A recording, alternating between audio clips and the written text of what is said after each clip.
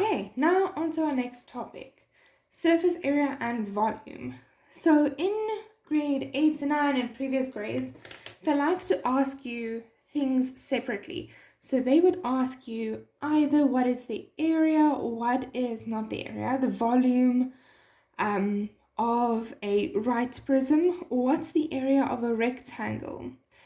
Now from grade 10 grade 10 and upwards, they like to add things together. So they would ask you, for instance, maybe a right prism with a pyramid on top. Or they like to ask a cylinder with, let's say, a hemisphere on top. But for now, let's first look at how to do a right prism. So remember, right prism is just a 3D rectangle. So you're going to have your length, like we had before, your height. And remember, if it's just length and height, it is a rectangle. As soon as you add your breadth, it can be a right prism. Okay, for now, you have your length, your height, and your breadth. When I open this up, remember, I am going to have 4 sides. The front side, the back side, the up side, and the bottom side, as well as my left side and my right side. Now, when I do my surface area, I need to remember that. Meaning, when I have my surface area, I need to have my height times my breadth times my height times my breadth, because that's my right side and my left side. I need to have my length plus my height.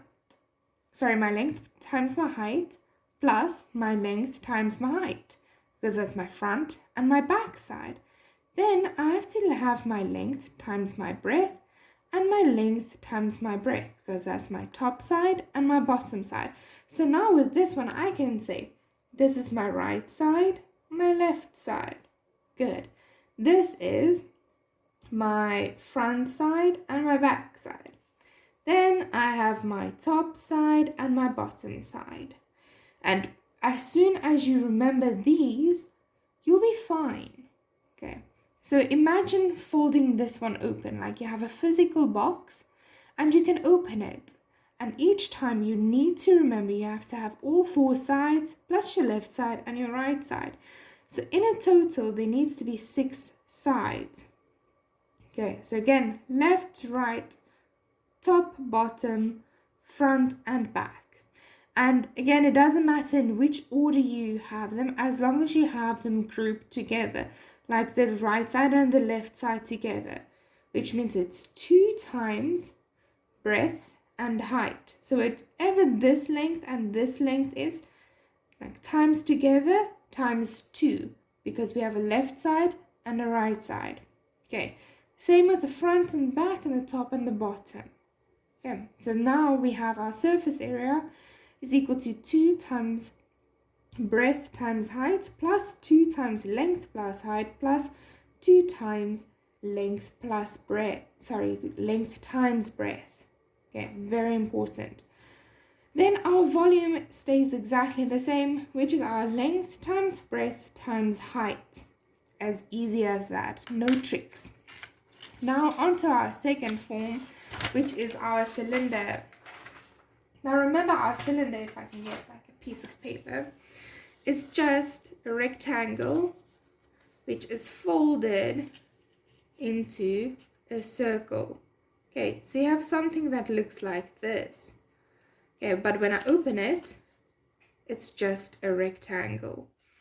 Okay, so now we have 2 cylinders in a rectangle, because when I have my form like this, let me just get that nice. Okay, I have a top side and I have a bottom side, which is both circles. Okay, so my area for a circle is pi times radius squared. My area for this rectangle, which is now bent, is 2 times pi times radius times height. So my height, I'll get over here. So however high they tell me it is, that's my height.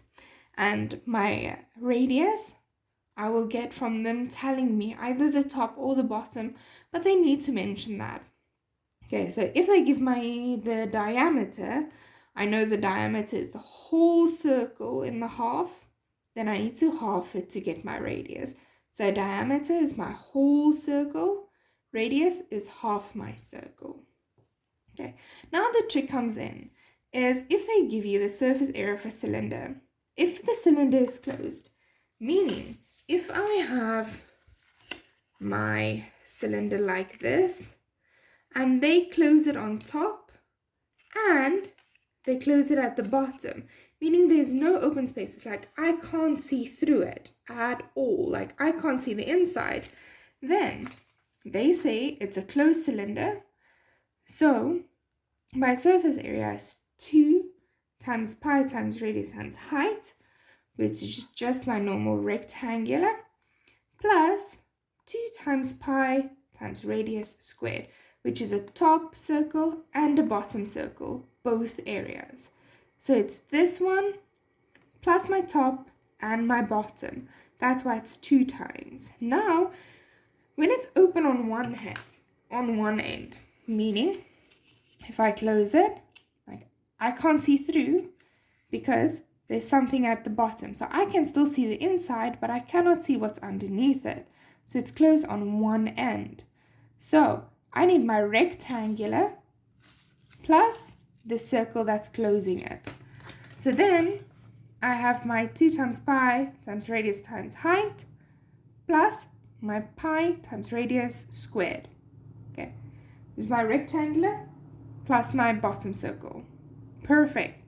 Now, if it's both open on both ends, meaning I just have it like this, and I can see straight through it, like no problem, then means I just have this rectangular, which means my surface area is 2 times pi times radius times height. Okay, only that. And then of course my volume is pi times radius squared times height, which means it's my circle and the height of it. Okay, how high does it go? And that's my volume. Okay, so please remember and make note what is my right prism and my cylinder. Okay, these are the two base, how can I call it? The base forms where later on they would have, let's say, a cylinder and a hemisphere on top, or a prism and a pyramid on top. So these ones is kind of what forms our middle, our first step in a bit more complex question. Okay, so make notes, make sure you know your formulas off by heart, because like I said, you won't get a formula sheet for these. You need to know them. Good.